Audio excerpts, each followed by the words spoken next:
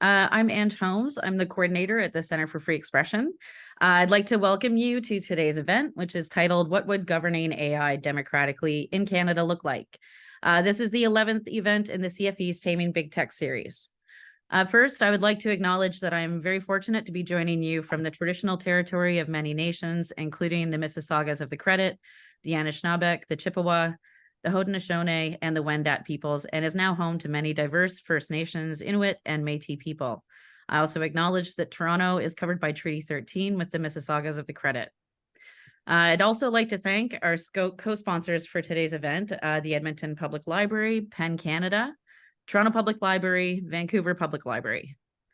Our featured guest today is Bianca Wylie. Bianca is a writer and a public technology advocate. Bianca's work centers on bringing more people into the process and the mess of democracy and governance, both in matters of technology and more broadly. In conversation today with Bianca is Andrew Clement. Andrew is a professor emeritus in the Faculty of Information at the University of Toronto and is the host of CFE's Taming Big Tech series. The format for today's event is Bianca and Andrew will have a conversation for the first 45 minutes or so, and then we'll take questions from the audience. To ask a question, just use the Q&A button at the bottom of your screen, and you can ask a question at any point in the discussion. I'll add it to a list that I'll be compiling, and then when we move to the Q&A portion of the event, I will read your questions out loud.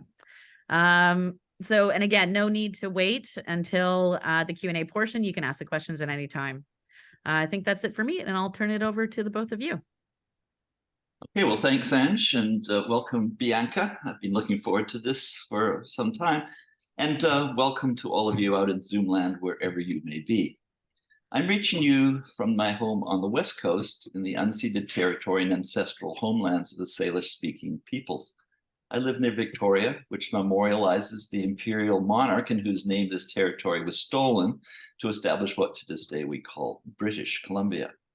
We're able to have this conversation thanks to a remarkable digital network whose physical features belie its popular characterization as a placeless cloud. In North America, at least, the fiber optic cables carrying the signals between us still largely follow the railways that the colonial agents pushed through the lands of numerous First Peoples. The digital switching centers are mainly located in big featureless buildings at the core of our largest cities, a short distance from where those railways met over a century ago. And while we're acknowledging historic injustices with ongoing legacies of painful dispossession that call out for repair and reconciliation, it feels inappropriate not to also acknowledge the horrific events we're witnessing in the Israel-Palestinian conflict, especially when we're about to discuss how to hold on to democratic values in the face of their erosion. I believe it is fitting that we also do everything we can to halt the mass killing and work towards an enduring peace. Bianca, where are you coming from, both geographically and otherwise? Yeah, thanks, Ange. Thanks, Andrew. So I'm joining from Toronto, and I think the book I'd like to recommend for anyone who maybe is from Toronto or is curious about Toronto and its Indigenous history is this one. It's called Indigenous Toronto. And as far as mention of the conflict, Palestine and Israel, I think I'm in a place, I think a lot of us are in a place where we're reflecting on this daily. And one of the things that I've been thinking about is free expression and its relationship to democracy. So I just want to say that, and this is an event convened by the Center for Free Expression. And I think over the years, just the white heat of this topic and the sort of inability for people to find comfort in discussion, and some of that is very intentional and related to power. I'm not going to get into content right now, but I just want to say that democracy is messy. Dealing with any sort of an issue, conflict, policy, law is messy.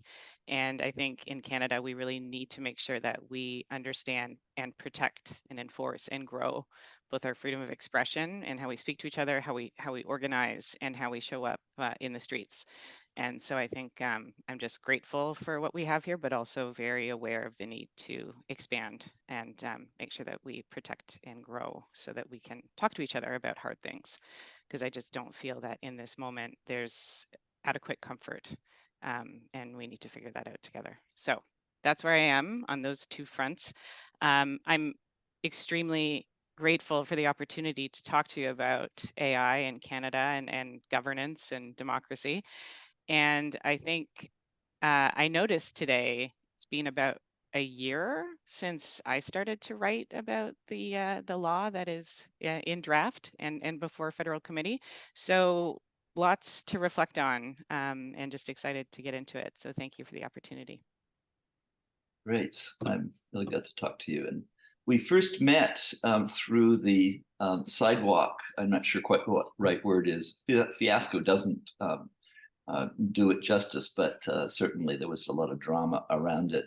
And I was particularly impressed by the way in which you were able to talk about Google's Sidewalk Labs proposals for what to do with the Toronto waterfront in a deeply technological fashion, or theirs was, and that you were able to talk about it in a larger context than most of the discussions at that time, which were understandably about surveillance and privacy. And you put it into the context of governing, in that sense, governing cities and governing technology with a very broad perspective. So could you say a little bit about that, what you were trying to do there? Because I think there's some important parallels, there's some also important differences, but talk about drawing on your experience with public discussions around complex governance and technology issues. Yeah, happily. And I think that in the sidewalk conversation, what happened was many conversations about data and cities and power and corporate actors and democracy, and those had been brewing. And I think getting us together, in various publics to talk about governance is a bit of a challenge, because I think the way that governance is understood sometimes maybe it's a hold-in for democracy, which it's not, and we can talk a little bit more about this. But I think a lot of people feel that public participation in a democracy is pretty limited to voting and then holding your elected official accountable, and then a little bit of in between elections. And I think what we saw there and what we're seeing now with AI is a topic being bandied about. At that point, I would say data was the inaccessible word of the moment. And now we've got AI, which I think is actually worse, if one can believe it. Not topics that people feel like they can show up to a meeting and say, hey, yeah, let's talk about data, or let's talk about AI. And so part of the work in that moment, and I think in this moment, is figuring out what are we actually talking about? Are we talking about public power? Are we talking about governance? Are we talking about labor? Are we talking about what specifically are we talking about, say, in a city? So with the sidewalk conversation, it was a big effort to say, okay, we can talk about privacy or security, but we really need to talk about the privatization of what's happening here. There was a run at privatizing governance. A lot of things that were supposed to be in, control of the public, or at least through an elected official, were blurring into a private actor's designs for the city. And I think that that was difficult to just try to move into conversations about privatization of governance and technology, because I even think privatization comes with a ton of baggage, in terms of what that means, public-private power. So yeah, I think a lot of those themes are present with artificial intelligence, worse in terms of the topic being inaccessible, and then absolutely opaque power dynamics, and a lot of capture of things that sound good for the public, but maybe aren't if you look at asymmetries of power. So I think talking about power and governance and democracy, you need to be specific. And the city was a wonderful opportunity to talk about specifics. With AI, we are flying around in abstractions. I think people who have conversations about AI in cities are probably having better conversations than what we're seeing at the federal level right now. I'll stop there, but those are some of the things that come to mind when you prompt me that way. Okay, so let's try and make it a bit more concrete, at least in terms of the current discussion in Canada about AI governance and regulation, and in particular this AI and Data Act, so-called AIDA, if you want to get operatic, which is currently before Parliament, before actually a parliamentary committee that's hearing that as part of a larger bill that includes also privacy modernization. Do you want to give us a quick sketch of what that bill is? And then we'll get into questions of what's problematic about it, why is it so problematic? And then the main topic of today is, well, what the hell can we do about it? How can we actually hold on to an ideal of democratic governance in the face of this sort of latest twist, I would say, in both a technological and sort of the neoliberal governance term? Yeah, I'm going to try to keep this really quick because on one hand, the federal government didn't bother to try too hard to make this bill good. And I'm being serious. There's 18 pages. So if everyone here wants to know the current status of like what is drafted, it's not much. So contextually speaking, in Canada, we were due to have an update to, and you may all remember the digital charter. I don't know if people here remember, but there was, prior to the last federal election, there was public conversation, consultation. We need to respond to the digital moment. And so one of the things that came out of those conversations was an update to the privacy bill that is for the private sector. And I want to put a little pin in this because we need to return to the fact that Canada is one of the few countries that has one law for the private sector for privacy and one law for the public, for the government. Rare, and I think worth defending. So what we have here and what came about a year, I think it's about a year ago, loosely, was here's an update to the privacy law for the private sector. And then Jack in the Box, like, surprise, and also here's an artificial intelligence law also for the private sector. Worth mentioning that there is a policy that the government has for its use of artificial intelligence, but it's a policy, it's not a law. Okay, so there has been work on this to date, but this sort of popped up, and it is, as Andrew mentioned, the Artificial Intelligence and Data Act, and it kind of came to a surprise to most of us watching this topic. And I almost feel like it's hard to describe what it's saying it's going to do because it is by design very vague, but it's really seeking to identify opportunities to try to regulate artificial intelligence, which is like all the air quotes around that term, which we'll come back to, and to see, are there ways to consider high impact or high risk? And if artificial intelligence as an object is a high risk version, how might we regulate that? What kind of safeguards could we put in? And this is really looking to the people that are developing and thinking about this as a product. So private sector, who's making AI? What are the rules that they should follow? And if something isn't done properly, what are the consequences? And as part of this bill, there's also an idea of having a new person in charge of artificial intelligence matters. So there's sort of both regulations that are proposed and also the idea that there's a new administrative, like a new person in charge of artificial intelligence from the government side. That person would, and this is I'll stop here. All of this has come from the Ministry of Innovation, Science, and Economic Development. So ISED for short. They drafted this bill. They've been in charge of private sector privacy issues, and now they are the drafters and the people in charge of artificial intelligence as a product, so to speak. Again, we'll come back to that. And they are proposing that someone who's looking over this regulation and sort of having a new role for someone to say, how are these rules being followed? And if there's an issue, that person lives inside that ministry as well. So from where this lives, it's in the Ministry of Innovation, Science, and Economic Development. That's a bit of the short backstory. 18 pages. There's some more details that they've put out over recent months. no consultation, generally broadly, lots of closed door meetings. Here we are, and now this bill is before committee. It's gone through 2 rounds of voting in the House of Commons. And so after that happens, it goes to a committee. And right now the Indu committee is looking at this and receiving people's feedback on it. So that's happening now. Like that's live and direct right now. People are showing up at federal committee, giving some feedback about what this is. Yes. I mean,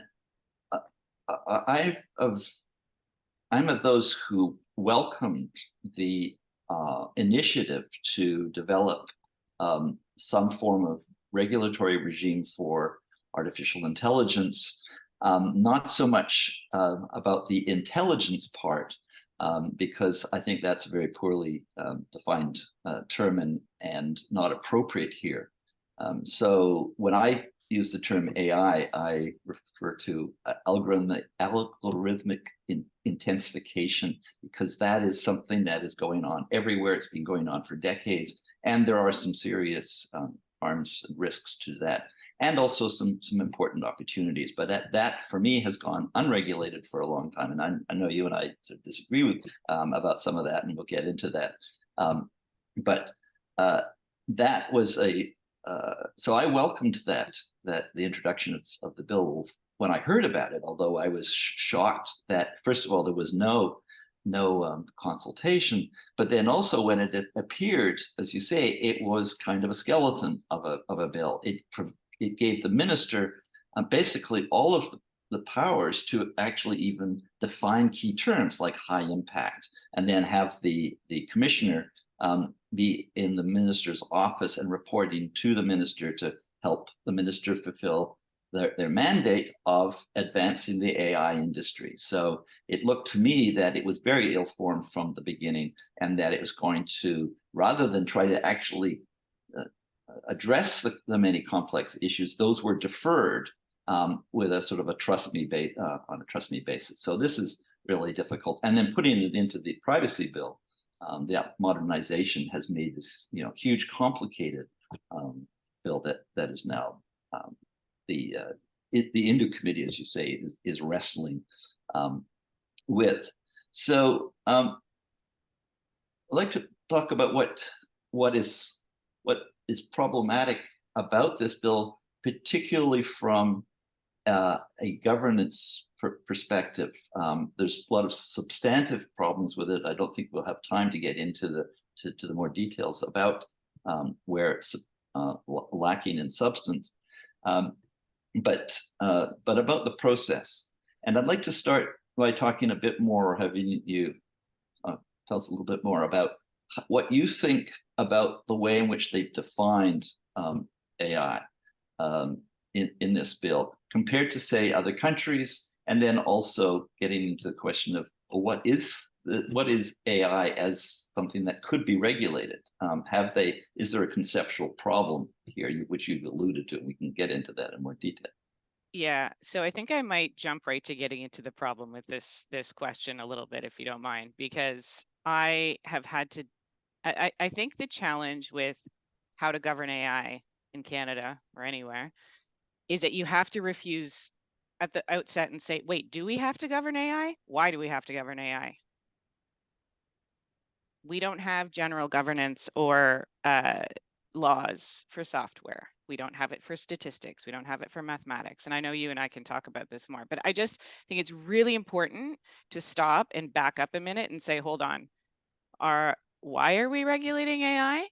And as far as process goes, the government of Canada, and it is the government of Canada, not the committee. So the government of Canada, that I said, who's drafted this bill, they appear to be coming out and saying, oh, there's a couple of really urgent things, or AI may be getting super intelligent, or things are changing so fast, we don't know what to do, so we need to regulate it, but we're not really sure how, but we got to do something. We got to do something. Like, this is sort of the tenor of what's going on. And in a democracy where you're making decisions on behalf of a lot of people, you have to start by saying, here's the work we've done to date, here's the problem, here's how our approach goes. That is not how we got to ADA. Mhm. How we got to ADA is like, AI, and deepfakes, and like there's a couple that ICID has made mention of as the reasons why we got to do something fast. And you'll also notice some of the most famed, the shorthand is godfathers of AI. I think every 3 to 4 months, there's basically a version of Yoshio Bengio coming into a newspaper saying, this is keeping me up at night and we have to do something now. And then that comes around again. And I think it just came around again. So just from a process perspective, none of that is adequacy for like, why are we regulating AI? And I still haven't seen a clear answer from the government as to why we are regulating AI. How we define AI, we need to we really need to talk about this from a different vantage point. And the people driving this conversation, and ICID has said so itself, we as a country in 2017 invested a lot of money in this industry. And Yeah, that billion dollars in. And that relative to the broader economy in Canada is not that much, but it's not nothing. And so there's a way to look at all of this and say the enthusiasm to regulate and the urgency and the interest in this topic, it's coming from industrial development desires. Okay. And I think we have to be really aware of the fact that when a government is saying, look out, scary, scary, scary, and then puts a law forward that is not clear as to how it's going to deal with anything of the scary, but is also super excited about artificial intelligence and is telling us it's going to be permeating every single sector of society, we need to understand that that is not coherent.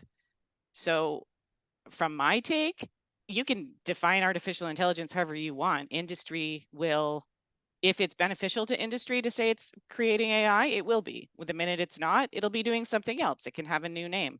So I think there's also a little bit of a shell game here in terms of the sanity of saying artificial intelligence is something that you can, have like in a box, like a product. So I'll stop there because there's a lot in there, but I just want to say that we need to be very careful not to fall into where I think 98% of the conversations fall into the notion that, of course, this is a good idea. Of course, we have to do it. I have not seen any adequate information provided by the federal government that we have to do this or that they've done anything near the groundwork required to talk across itself to understand how it could be doing this differently with all of our pre-existing laws, which, by the way, are an absolute farce in terms of access to justice. So I want to end by that point by sharing with everyone here, writing a law is very easy compared to someone accessing their rights under that law. And Canada is falling on its face in people being able to access their existing rights. So to me, we're in a performance here about artificial intelligence. We're performing something, and there's more to this economics and the global component to it. But I want to back out of acting as though what's happening here is sane, grounded, defensible, has been walked through, lots of people at the table. None of that is true. You've got an absolutely tiny number of people driving the story on this. And that, from a democratic and governance perspective, to me, is red flag world, big time. Yeah, in terms of those red flags, we've seen a number of these letters that are calling out AI as posing an existential risk to humankind on the order of pandemics and so on, creating almost a sense of a sort of a generalized moral panic without any substantive evidence that this is the case, and particularly it's coming from people, leaders of in the big tech industry, who are normally known for move fast and break things. I'm thinking of Mark Zuckerberg and Elon Musk and others who generally complain about the government interfering with their right to innovate and being antithetical to innovation. So now suddenly they're saying, government, come and regulate us right now, otherwise bad things are going to happen. If they were actually serious about that, they could deal with a lot of the kinds of potential risks that they are talking about. And so it looks to me that they are rushing into this because they fear that as these powerful algorithmic techniques become more widespread, there will be a reaction from people saying, wait a minute, there are problems here. And what they're doing is actually trying to get in relatively weak legislation that will last for a while, but that will give them cover for what they want to do without actually having to be exposed to a serious discussion of what the risks and benefits are, because that's completely absent in Canada at this point. It's extremely disappointing in that regard. So we, do you want to say anything more about the problems here? You've written it in one of your blogs that the fundamental error that informed both data protection and AI legislation is that human rights should be subsumed to commercial interests, and this is written actually explicitly into the law, or at least the privacy law was to balance privacy rights with commercial interests, and not recognizing the sort of rather uneven playing field in which individuals have their dealings with these large corporations. Yeah, I think just a couple more problems, I think, just to try to reorient or reframe some of this, because I understand there may be people joining today who think like, no, I think there are existential risks, or I think it is scary that, you know, you can type into a machine and have it generate an answer to you that is, you know, like, understood. Same. Yoshio Bengio has clearly concerns about a field he's worked in for a long time. Like, that is all valid. However, what we do about that is important to keep in check with other things going on. And I think just to say, cars, I think, is a good example. Cars were regulated because cars are dangerous. And as much as cars are regulated and are dangerous, we didn't think hard enough about the way, look how many people that drivers kill constantly, because it's not just the object, it's the way it operates in its environment. Right? So this thinking that you can take an object like an AI in a box, or however you want to consider it as an object, and deal with it inside of itself, instead of understanding that it is relational and it is environmental in terms of the harms and the risks, is, to me, it's like, how many times are we going to make that mistake? Because there is long-standing consequences to the error we made with regulating vehicles, big time, right? And I mean, those are stringently regulated industry, everything from safety and gasoline. I mean, you go through all of it, right? So there's a lot of paperwork, there's a lot of law, and there is still a lot of death. Okay, so we need to understand that you cannot take an object and say, oh, this is now a safe AI. That's not how the world works in any way. Everything that we have is relational. So I think that's I just want to be very, very clear about the limits. It's not to say cars shouldn't be regulated to an extent, but it's to understand you need to think way more broadly when something is in practical use. And this bill does not do that. This bill somehow thinks that when you're developing an AI product, you'd be able to see into its use. This is not possible. This is not possible. So I just like some of the assumptions in this are pretty wild to me. And I think some of the problem when we talk about existential risk, we're living in existential crises. We've got climate crises. We've got, you know, limits of capitalist growth crises. We don't need to worry about something that's not here. We need to worry about what's here already. And I think there's something really scary about getting always concerned with the novel threat, right? Rather than the here and now. And I think one of the reasons that working on this topic for the last year and on a personal level has been really hard for me is because even for the people who have so much enthusiasm for AI, never mind the risk side, think about the people who say to you, oh, this is great for the climate crisis, or this is going to be great for healthcare. To a degree, okay.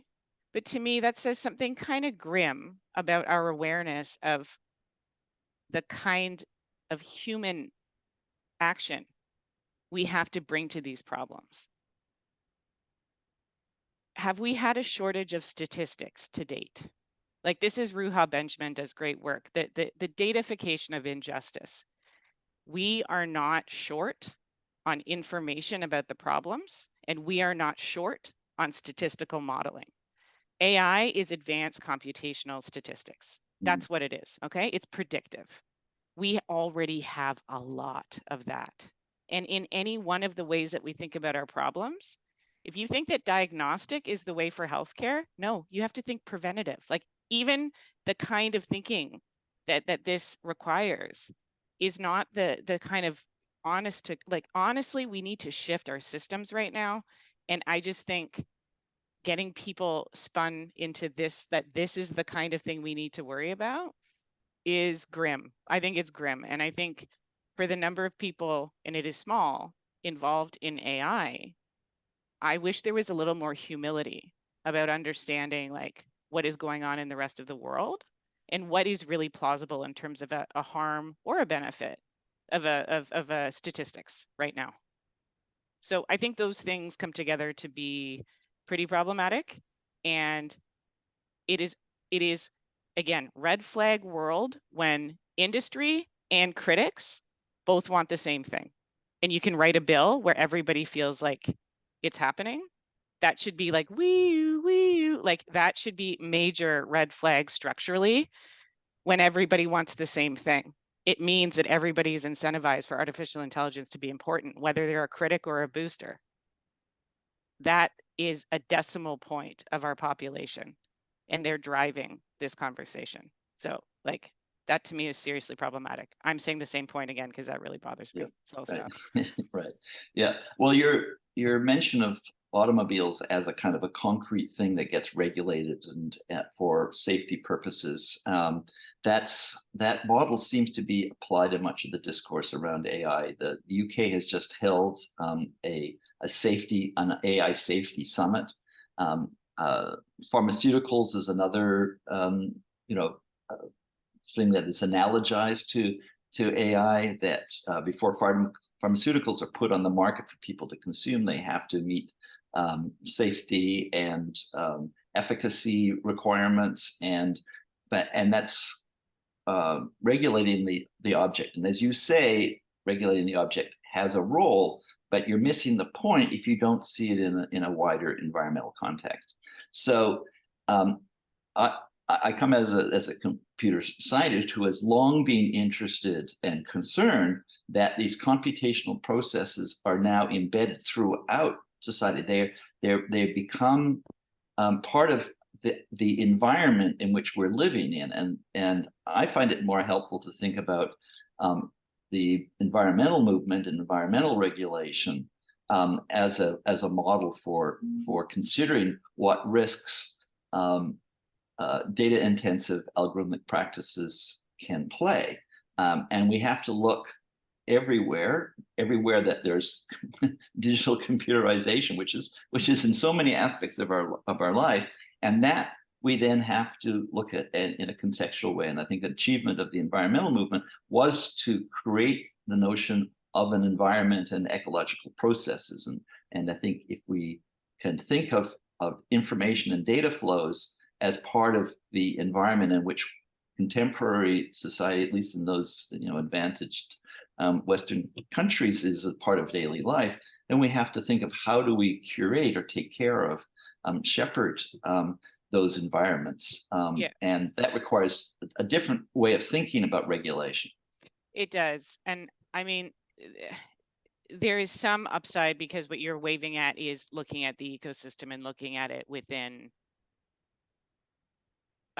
context, right? So we have to look at things in context and how they implicate how computational infrastructures implicate each other, and valid. However, there's just 2 points that come to mind. One of them is I'm very leery, and I already said this to you, of borrowing language of environmental anything, because there is nothing that says we have to have artificial intelligence anywhere. This is not a natural outcome of the world. So processes that we have used to deal with ecosystems that are that are the world, you know, like that are there that are not made by people, is different. And I'm just hesitant to graft language that assumes that these infrastructures, because to me this is an acquiescence of power, because we are deciding, and this gets to the second point, we are deciding about this, about a lot of the developments and their use. We're deciding by industrial development, which is not the way that we should all be engaged in this. So I just want to say, as someone who wants to be able to say we don't want artificial intelligence or software or automation in some of the places it currently exists, I just want to be careful that we don't borrow from a term that conflates, you know, what we're doing versus like what is pre-existing as one thing. Secondly, I have two books here. I think they're both about efficiency, like late 90s, early 2000s. So Janice Gross-Stein, Cult of Efficiency. There's a cultural problem that is unresolved from, so Janice Gross-Stein writes this 24 years ago. You can't, in an ecosystem, if you maximize one variable, everything gets destroyed. Artificial intelligence is a maximize one variable kind of thinking. Like that is how it operates. And so I think we also need to understand that the bulk of the conversations we need to have about technology, algorithms, data, and AI are much more cultural than they are legalistic or technological. Like I am a big fan of Ursula Franklin's work, right? And this is like the real world of technology. Her theory is basically that your technology informs your culture. Like it's changing everything. So I'm also hesitant of us looking at what's happening here and thinking that we need to attack it with like law and policy, when really, I think a lot of people would like some more room to say, you know what, there's a lot of automated efficiency first things going on in our public sectors and our services and our consumer lives. They're not all bad, but they're not all good. There's a lot of shifting, right? And so I think so much of what's happening here is magician's hands is like, look at the risk, look at the harm. But the reality is that if you pretend that you're dealing with AI by like some small amount of it that's really dangerous or harmful, you have to resolve, you're leaving 95% of it on the table as normal, right? It's like, oh no, all of this is safe, all of this is low risk, all of this, it's like, no, that doesn't mean it's good to go, you know? And so Absolutely. yeah, I don't know where that conversation needs to live, but it's not a human rights conversation. It's a cultural conversation. And we don't really have a good forum for that. And that's what is so frustrating, is that's what the public, and this gets back to like having two laws too. We could be driving this more, and we need to think about how we do that, because this whole approach, even looking at it as an ecosystem, we have to be careful that we're not acquiescing a whole bunch of power to say, well, it's everywhere now, how do we mitigate it? Yeah, I'm sorry if I didn't make that clear. I'm not saying that we just have to mitigate it. I think we have to be very aware of what we are doing when we are creating data, when we're introducing more algorithmic systems. And we've already created an environment of information flows and algorithmic practices that define how we live. And as you say, in many ways shape our current culture. So we have to look at this very broadly, and also very specifically at the instances where these processes are happening. And many of them are problematic, and they've never been subject to that sort of examination. And that's why I think an AI legislation has or at least the discussion about how do we regulate AI as algorithmic intensification is for the first time in the 50 or 60 years that we've had computational systems, an opportunity to raise those questions. So I think we have a bit of a different conception there. I hope. But I also think the problem with that approach, which I think it's beneficial to some degree, but I also look at, let's keep landing ourselves back in Canada. Let's look at our civil society capacity. Let's look at the amount of work an environmental assessment takes, just as an example for anybody who's aware or not. It is significant. It is a Mhm. significant undertaking. And while it's important to do environmental assessments, because to me, like that's very recent in the long history of law, was an innovation in law that is important. It is also getting absolutely, railroaded when economic powers want something else. And so this brings me Mhm. to my point. What I get really worried about in this area of AI and technology in general is people, it's just like, it's almost like an invitation to misunderstand the problem and get lost in complexity. Just get lost. There are like the economies upon economies. Now we're going to have new auditing firms to look at this and see if it's safe or if it's ethical or if it's whatever, none of which is how the world works. Again, these are human things, not things you can say in a product. So the reason I'm saying this is because I don't know that, I almost feel like introducing more complexity is what industry wants. Okay. And so when you say 50, 60 years of computational uptake, like I always go back to internet and say about 30. So we've got a gap between probably what I'm about to say and you've got better things to add to it. But the reason that we have to go back at least 20 years in Canada to think about ADA is that when the first private sector privacy law came into effect, as you referenced, and there's that blog post, it was done to harmonize international trade. Okay. It wasn't done to protect people. It wasn't done for human rights. It was not done for any of those things. It was done to harmonize international trade. That is exactly what is happening again. The reason we are doing this is because everyone wants their AI industry to be able to work in other markets. That's it. So everything else is window dressing complexities, right? It's like that's not why we're doing this. It's happening in Canada. It is hilariously explicit. It is in the department in charge of growing the AI industry. If we were having conversations at committee about growing Canada's AI industry, I don't know that I would be half as bothered. I'm bothered because we're having conversations about existential risk, human rights, harms, all kinds of terrible stuff.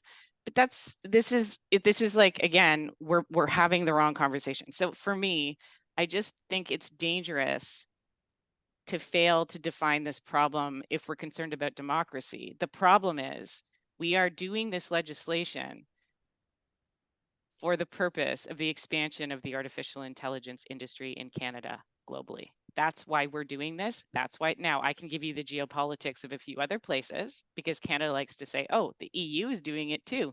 Guess why they're doing it? The exact same reason. The US is doing it. Oh, guess why they're doing it? They want to protect the dominant players. China's doing it. Like it's all happening for the same reason, and it's economics. So if we don't look at it that way, I fear that we sort of, I think everyone like, when has it happened that industry and the civil society people all want the same thing? Like, again, this gets back to the red flag, like we. So the point is, if we didn't regulate this, would we be paying more attention to it? Would people be scared of deploying it? Would there be, like, I don't know, but we should be talking about other ways to think about it because this is being done exactly for the same reason we had the private sector privacy law. It is to harmonize global trade. And that is not the conversations we're having in civil society. Okay, well, maybe that's a good point or good place to switch to. Well, what would you do about the current ADA bill? Um, Many of people have said that it should be taken out of this larger C-27 bill and even sent back to the drawing boards or scrapped. It sounds like you wanted to scrap it and just forget about the whole thing. I'm not. That's not my position. I think we need to do something about it.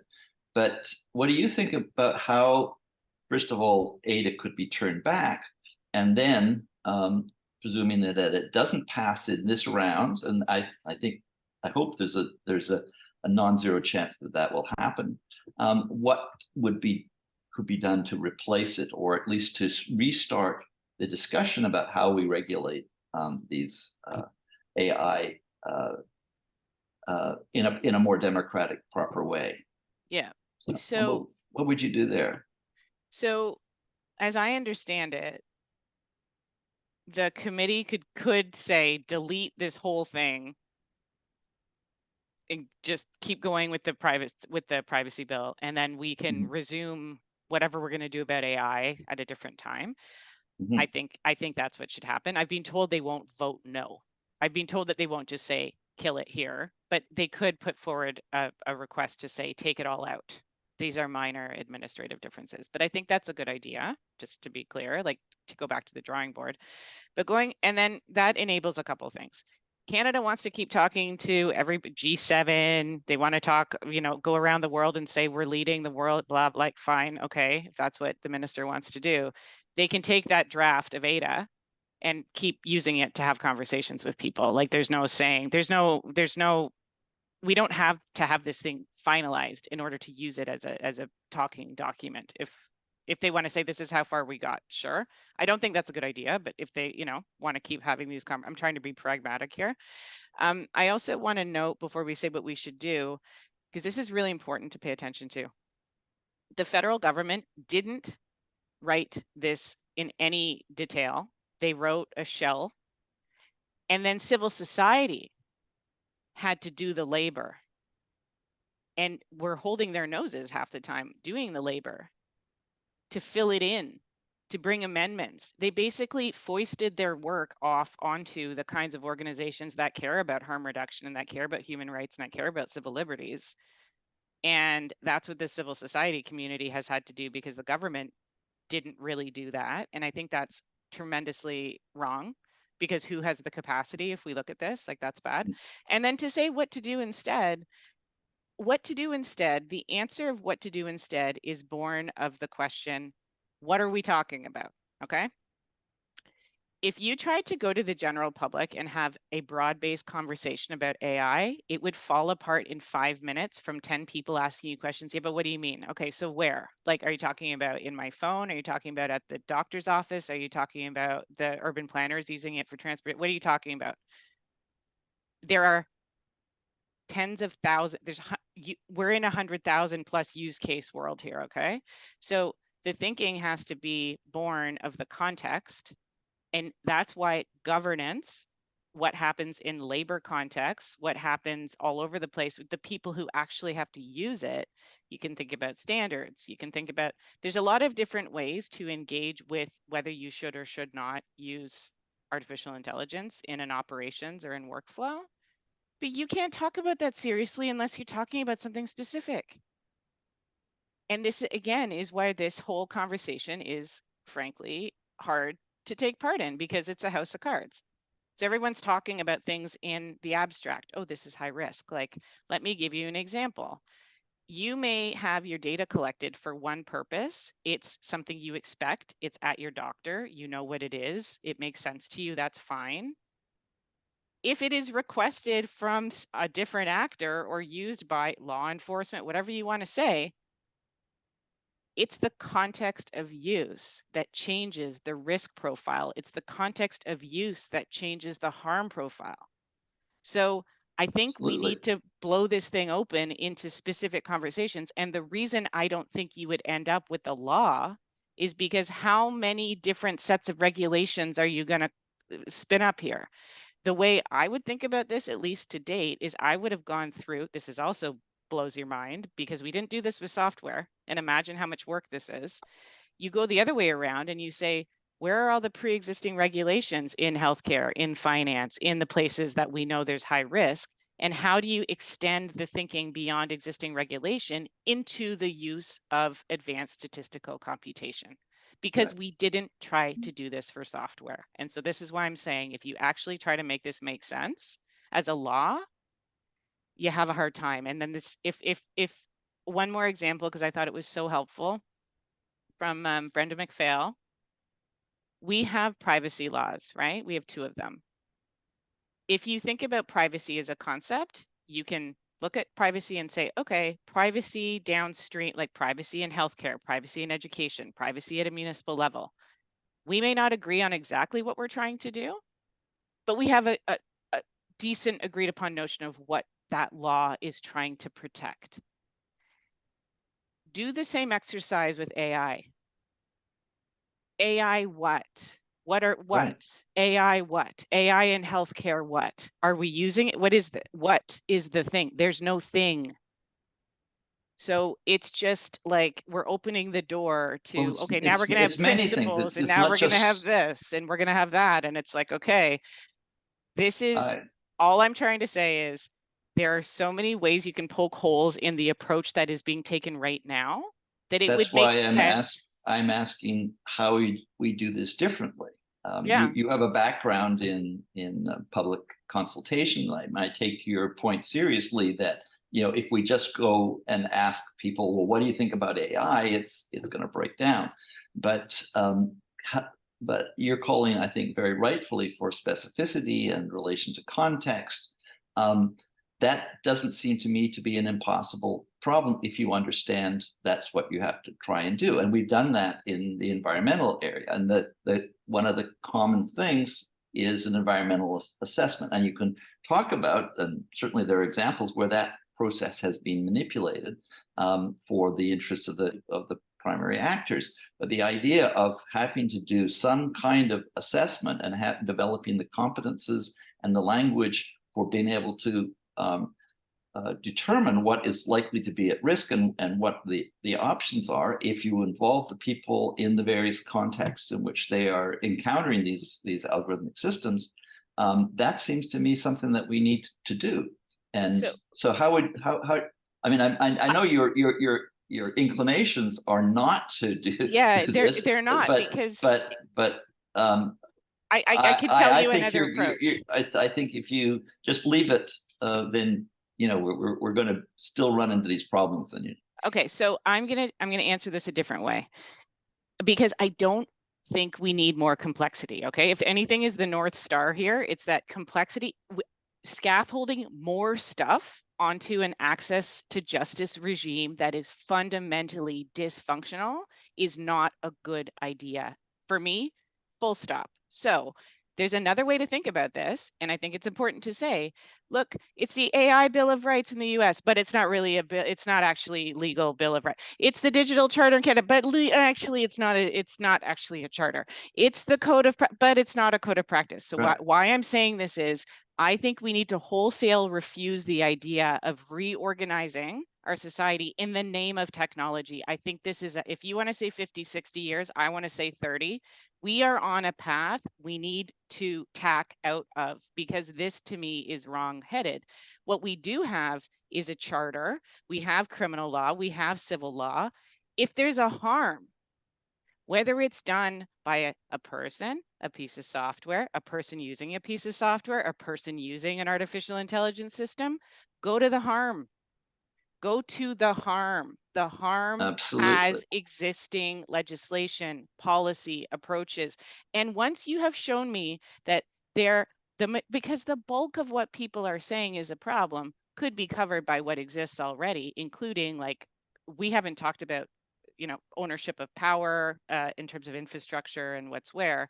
But what I'm trying to say is we need to sieve out all of the things that could be dealt with what we already have.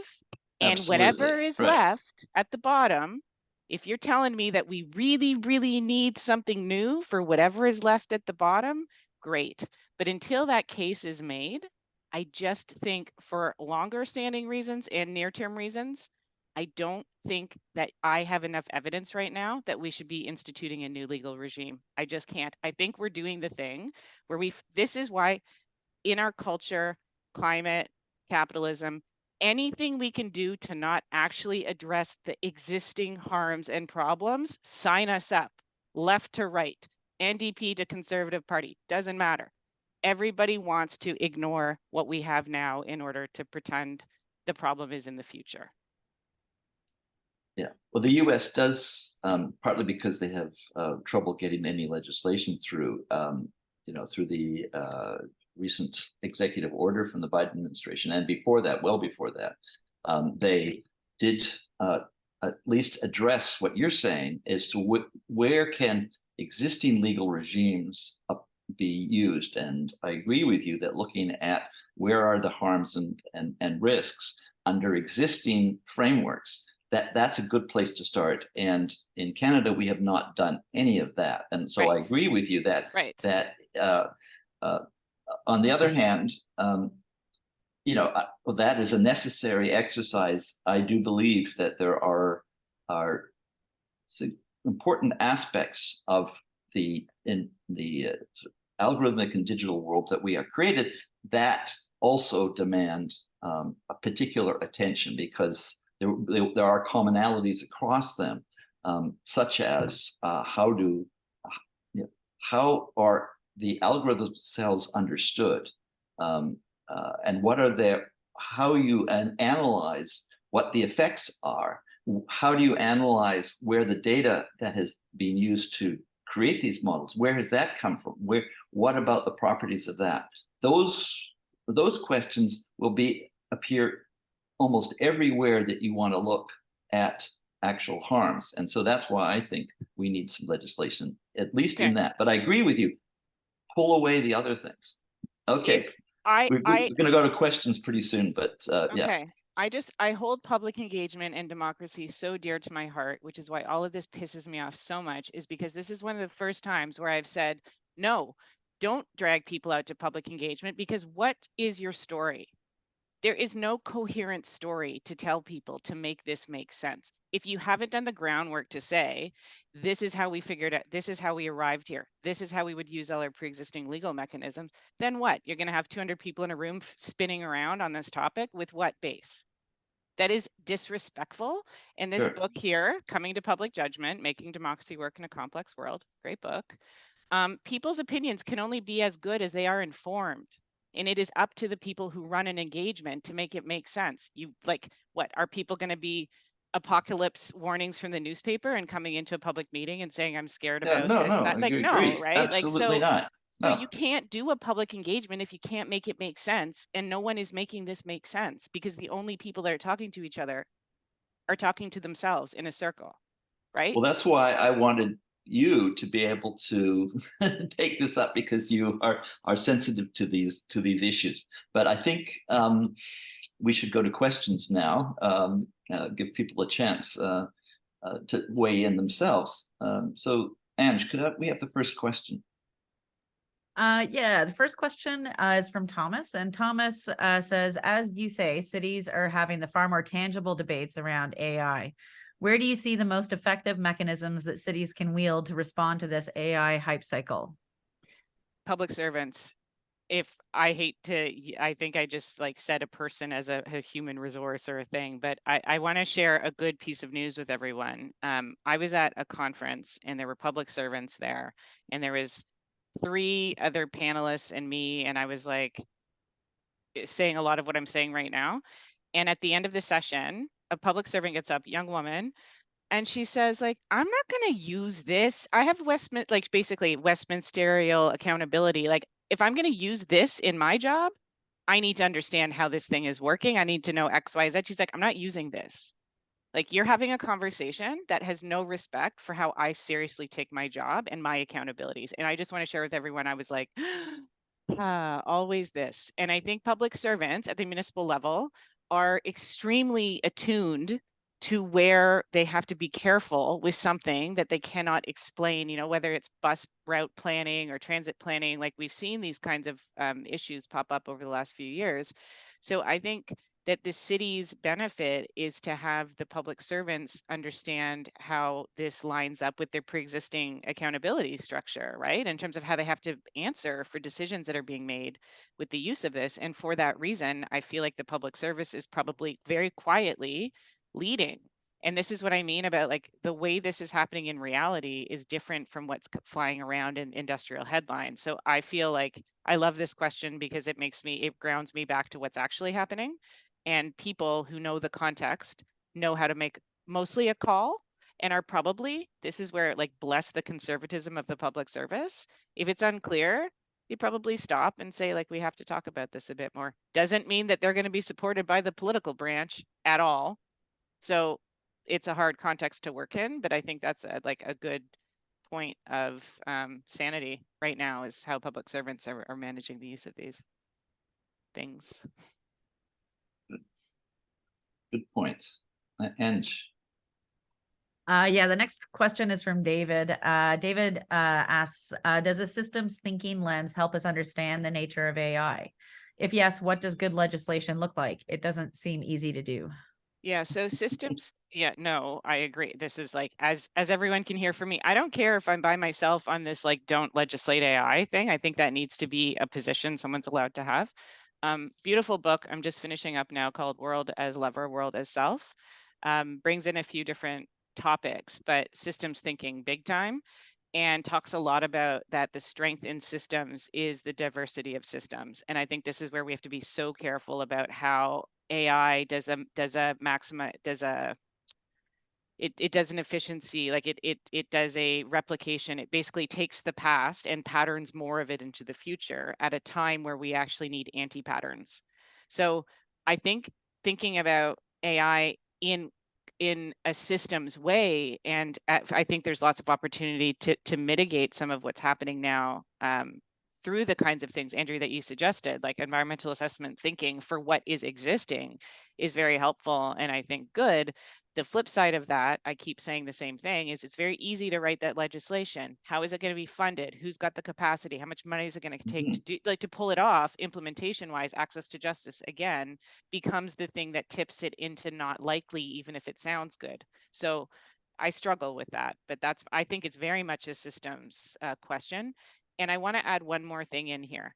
We have seen some really egregious errors with software in, like, I think of this postal systems case in the UK, where there were errors being made at post offices because of a software that was procured. It took 10 people, like, I can't do this story justice, but it took 10 years to get the issue through the accountability mechanisms, and it's still ongoing and not really well resolved. So I also want us to think about duration and cadence. You can write these laws, you can stand up your 17 cottage economies around them for auditing and da da da da da da. And then the time between the harm and the access to justice moment can be significant, particularly when you're dealing with the opacity levels and the non-Canadian ownership of this infrastructure. So I just want to, I keep being like operations brain here, which is how does this work in practice, not in the abstract? And I think it's a great lens. And I also think practically speaking, implementation wise, very constrained. Very constrained. And I do not find comfort in wonderfully written laws that everyone knows have really bad access to justice. And some more questions. Yeah, the next is from Renee. Renee says, we wrote a brief on ADA and we were stunned at the strange bedfellows we had. That is, we found common cause with conservatives around privacy issues. My worry about the criticism of ADA that amounts to don't regulate AI will encourage bedfellows who say, come to Canada and develop whatever odious AI systems you want. Can you comment on that? Sure. So firstly, come to Canada to do whatever you want would be a problem if Canada was a big market. Canada is too small a market. So this is where, like, if whatever is happening globally becomes, even if it's a low bar, I don't feel super concerned because Canada's never had the economic power to be, you know, you would only do that if there was then some other nefarious market, and Canada is not it in numbers, is my instinct. I also think that don't regulate AI. I need to keep holding this up against the fact that we don't have regulation for general purpose software. Look at the size of that industry, look at the norms that have cemented around it, look at the standards bodies, look at the world of that. These things need to be held beside each other, and we need to understand, was there major harms because we didn't, like, are we now arguing that we should go back and regulate software? I would say that we need to go back and look at regulating some forms of software that have a major impact on people because of the way in which they categorize and socially sort people in ways that are opaque and unaccountable. Many of the concerns that are being raised about AI, for instance, around discrimination, are longstanding. They're built into the data practices, statistical techniques that are well precede the current round of AI. Now, I realize that's a very hard thing to do, to go retroactively go and deal with these industries, but not all software is used in ways that are just, accountable, fit, and fair, and so on.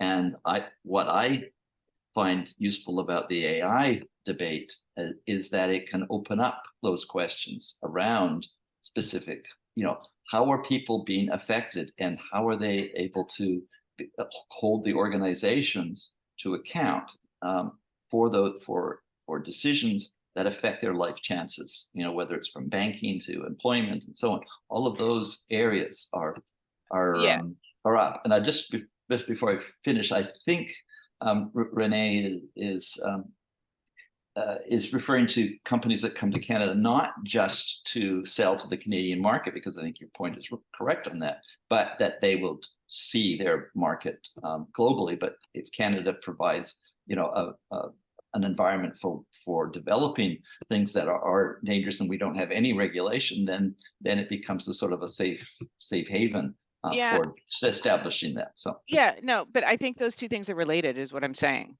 Like, if there is no secondary, if there's no primary, never mind, secondary market for your thing, what, right? Like, but definitely haven't thought about it, and we'll think about it more. But it's I think the reason I go back to software is like that didn't happen. No Software, right? So I'm just trying to go a little bit historical, but I also want to say something, because it's easy for me to even fall into this, and we have to remember it. And I know this is boring and I keep coming back to it, but if people were funded adequately to have shelter, to have healthcare, to have public, if we lived in a place where the basics of life were for sure, all of these things are way less dangerous. They're way less dangerous. So we also have to be careful that we're not ratcheting existential risks of many genres into like the last mile of what our society is. Because when things are discriminatory, or if you've got a landlord using a thing on you, that's bad, but there's 30 other places that you can rent from, like, right? Absolutely. So I really don't. And so that's why anything that, to me, I just think there is a delusion that we can resolve things in technical systems, when all of that justice and ethics and morals and values live in people. They are how people will decide to use these things. They will be how people, even with software, have decided to use it, haven't. People have made big cultural, but even what we're doing now, we're talking about harms and risks, and we're not realizing that, like, if we don't want to automate away our society and a lot of our relationships, we need to figure out how to like reorganize some of that. And that's not risk or harm. That's just like, how does your day look? How does your interaction look with someone? How does it work when you go to the doctor? How does it work when you go to the store? How does the post office work? Like, do we want apps to be intermediating every single thing? They're shoving the work of the airport people onto us on our phones. Like, these are not going to get caught in human rights conversations. These are cultural discussions. So all of this to say, I am highly leery of reinventing anything directly in the technology, when I think we need to think around it. Right. I agree with much of that. We're dealing with a whole set of difficult societal problems, and if we treat algorithmic issues on their own, ignoring the rest, then we are going to end up reproducing the problem. I think we need to do both, because algorithmic practices are so pervasive by now, they're so entrenched, and many of the things that we regulate now didn't get regulated from the beginning, and it's only after their harms became more evident did regulations come in retroactively. And I do, like, I have to flash this book. No, this is an imperfect book. It's a slog, so I'm not saying everything, but there's something really important about this book called Voltaire's Bastards. And it's talking about how for 200 years, at least, like this, and it's longer, and that's contestable, rational thought, right? Which is really the bedrock of a lot of what comes with, like, basically we have become religious about math. Okay, like we've basically swung all the way around now that all the other human values that we have become secondary to rational. Everything is rational, everything's calculated, everything is mathematics. And that's like, this is not it. Like, this is not going to get us out of the climate crisis. This is not being helpful for the pandemic. This is not going to get us out of needing to reinvent our economy. It's not going to get us out of a like anemic democracy. So I just want us to be so careful that we're not, because we're people who are interested in technology, it gives you that location to then feel like, we can address things from here. And it's like, that is not, and I'm not saying you, Andrew, and Well, Renee, if anyone, is so like such a leader in thinking about democracy and technology. And it's like, those conversations look so different than how do we do technical amendments on ADA, right? But they're intertwined with each other. And I just don't know how to, I'm just offering this for everybody. I don't know how we shift into cultural conversation. But what I believe is that by regulating and bringing policy and technology to bear on AI, I think we're actually accelerating its uptake. well, I think that's a danger. My first degree is in mathematics. I don't think mathematics is the problem, but something that's being termed instrumental reason as to when you use those powerful techniques in ways that disadvantage people, where they can be monopolized through various forms of organizational and financial legal structures. Then that's where you get the problem. So I'm trying to be more nuanced here about what aspects of our computational world are dangerous or need to be tamed in many ways, and then at the same time recognizing that they provide tremendous benefits. And you're going to have a very hard time getting people not to, for instance, use the technologies that we're using at this very moment, right? So it's not without downsides, but I think that's where the nuanced discussion has to come.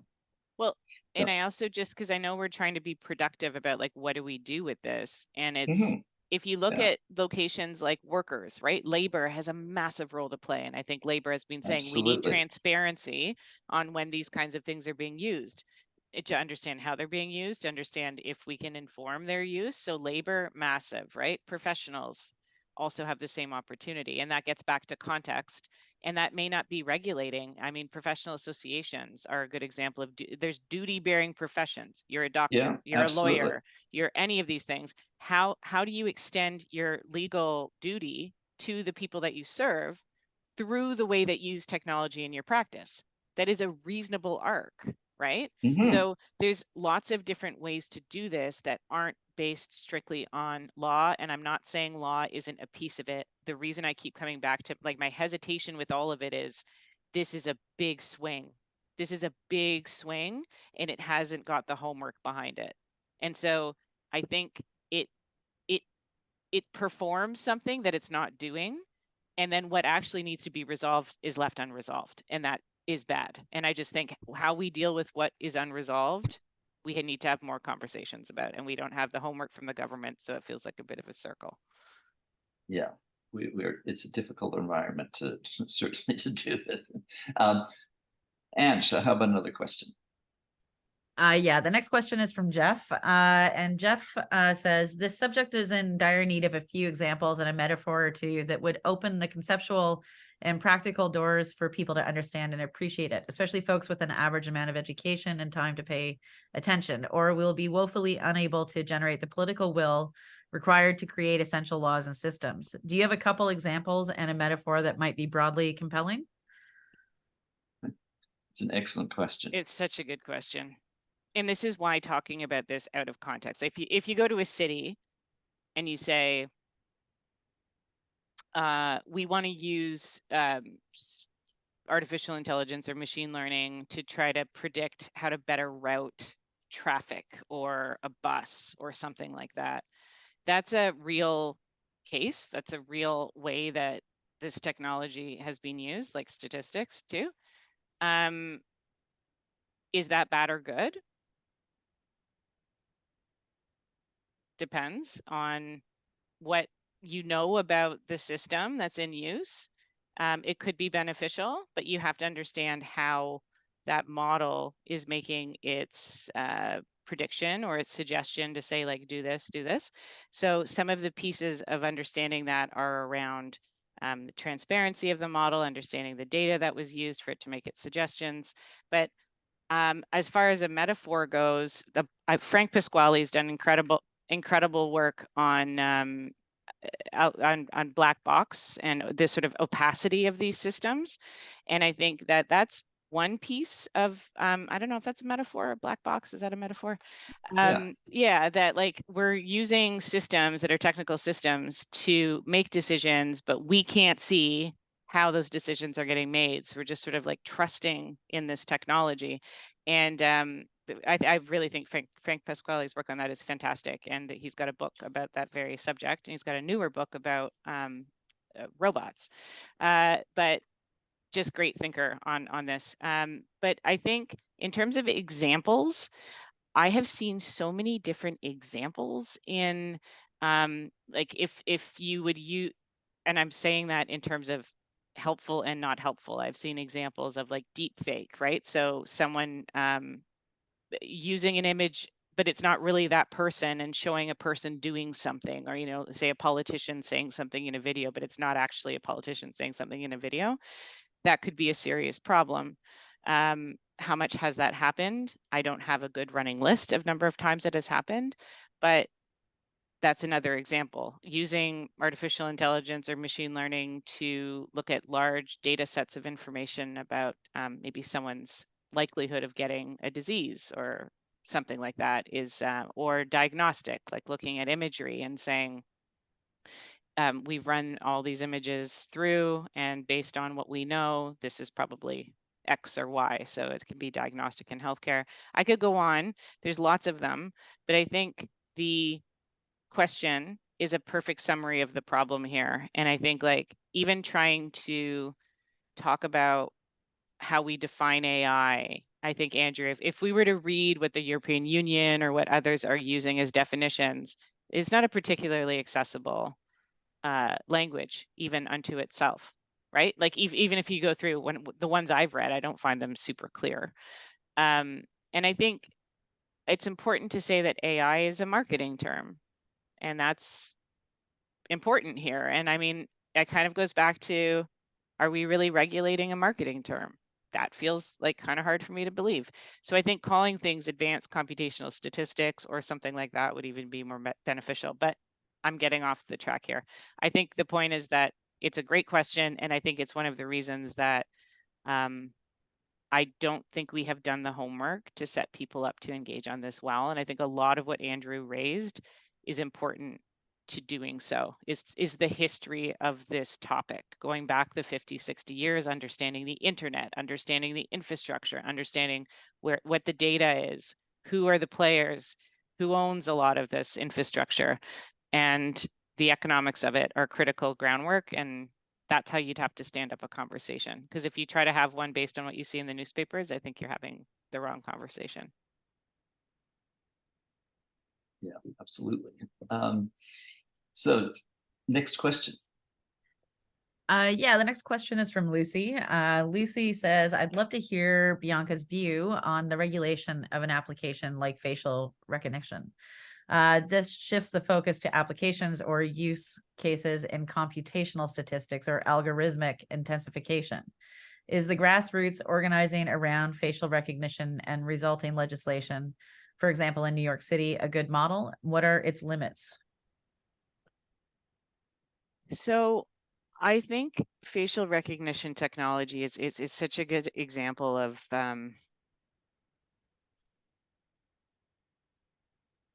a problem, just on its face, a problem, like just something where you would say like, wow, okay, this is a thing that exists, and you would be able to look at it and say, there's a lot of potential use here, and people use it on their phone. I've been told that they use facial recognition to unlock their phone. So there's a lot of assumed positive use or convenience. My mind goes directly to other uses where it's who has the power to use it on you. So I think in trying to intervene in a ban or slowing down the uptake of facial recognition, to me, is the right direction. This is an editorial political question. Like, to me, for sure, I don't think it's a good idea. I don't think it's a good idea in airports. I don't think the way it's being normalized is a good idea. But the way to intervene on it, I think what it has going for it is the specificity of the technology. Like, it's easy to understand what it is, the history of it. It's not abstract like artificial intelligence. So I think it is a good example that has a practical set of uses that are super dangerous. And having said that, I don't feel that that's necessarily that's me, and I'm very curious what a lot of people think about this topic, and I don't know. So I think it's important. I tell people this story often. When I saw in 2006, the Toronto Police Services did a consultation on CCTV cameras. And when I attended those meetings, it was one of the first times that I ran into like civil liberties groups. And they were in neighborhoods that they didn't live in, saying this is a bad idea, surveillance is a bad idea, we don't want to have cameras everywhere. And then there were people who lived in the neighborhood who were at the microphone saying, please get the cameras in, we're living in horrendous amounts of violence here, and anything to help us would be great, and this seems like a good tool. And I remember, because I was filming, so it was like really watching really sidelined. Like, I wasn't someone lining up at the microphone, and remembering like, wow, these conversations are nuanced. This gets back to like freedom of expression and needing to have hard democratic conversations. So that's my position. I think the work being done is fantastic. And I think any interventions to try to be sand in the gears on the uptake of something like that, especially when it's used by military, police, like basically that realm. But like I said, when I've said facial recognition to some people, the first thing they tell me is they use it on their phone. And I'm like, ooh, okay. So that's not a thing I do, right? So I think there's more of a conversation to be had than the way I think it's presented often. And there's probably voices that aren't like as present in the conversations, because technology engagement and technology consultation, I think, are by design like not general public fodder. You just don't, you get so many other things to worry about. It's like, wow, am I going to involve myself in this? Well, I think that, that's an interesting response. I think that facial recognition certainly is an inherently problematic technology because of its potentials. But what you're talking about is the different use contexts that have different forms of risk and danger. And there's been laws in the United States, also in Illinois. The EU AI Act actually prohibits certain forms of facial recognition or video surveillance in public places that are used to create sort of basically a biometric profile of individuals. So those are considered too risky to implement. They're not stopping you from using facial recognition, if you want to unlock your phone. And that gets to your earlier point about looking specifically at use cases, use situations. And that's I think an important way in for many people, as you were describing, and the Toronto Police Service consultations were an interesting example that I think that you gave. Now, that is just a tip of the iceberg. That is one very specific application of an algorithmic techniques. I think there needs to be a lot more of those. And this is where I would draw the analogy to environmental movements. For some people, it's about their local pond and how it's getting polluted, or what's happening to the atmosphere more generally with carbon dioxide. I mean, that's at the very other end of the spectrum, and so on. There's a huge number of those, but the key, I think, would be to be able to connect those instances where people sort of run up against the difficulties, and then try to look at them through a common lens. At least to find the commonalities and also the specificity. So those need to be done both at the same time. And that's a very difficult it challenge. is. And I also just want to make mention here that, this idea that surveillance isn't safety. Like, we know this, but it is put forward. And that's why I feel so much in communities or anywhere where, because there has been just public budget starving of the things people need to be safe, then these things become appealing, right? And Yeah, not because yeah, anybody doesn't know, but it's like that's the state of play. So yeah. again, it goes back to that, like if you don't make foundational investments in a secure environment for everybody, then all Mhm. of these things take on a different Yeah, sheen and a different necessity, and they're expensive too. Like we have to think, if we're investing state capacity and we're paying for the maintenance of these kinds of tools instead of investing in people's like health and well-being, yeah, it's like really dark. right. Yeah. And also there's a lot of hype and exaggerated claims about the role that video surveillance can play. Studies have shown that it's actually not very effective, but it gives the idea that it can bring security and safety, and becomes a strong selling point, even if there's no evidence to support that. And let's take the last question. Okay, the last question, somebody asks, Bianca you mentioned stopping AI. Any concrete steps to work towards that? So I feel like sand in the gears is probably my most persistent motto if I have to keep thinking about just slowing down everything. And that includes this law, like to say, like, can we just slow down and think about it? And as time passes, honestly, some of these other things that bubbled in the economy bubbled, burst, went away, or were minimized. And like AI, it's not cheap. It's not like there's a whole bunch of factors that if we just like slow this down, some of it may just sort of like fall in unto itself.